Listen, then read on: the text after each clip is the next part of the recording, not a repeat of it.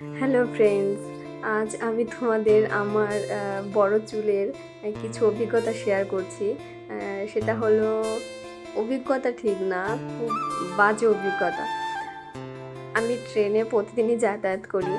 এবার আমি চুল সাধারণত খোপা করেই যাই, বেনুনি আমি করিই না, কারণ এই গরমে বেনুনি করে যাওয়ার মতো অবস্থা থাকে না, তাই আমি খোপা করেই যাই।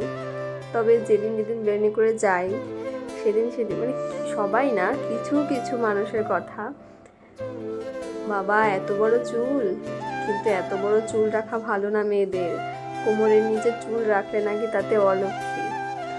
মানে এটা কেমন ধরনের কথা আমি বুঝি না, যে কোমরের নিচে চুল থাকলে নাকি সেটা অলক্ষ্মী। হ্যাঁ, তোমাদেরও কি তাই মনে হয় যে কোমরের নিচে চুল থাকলে মেয়েদের অলক্ষ্মী? মানে আমার মতো এরকম অনেকেই আছে যাদের এরকম চুল বড়, তাদেরও কি এরকমই শুনতে হয় আমার মতন?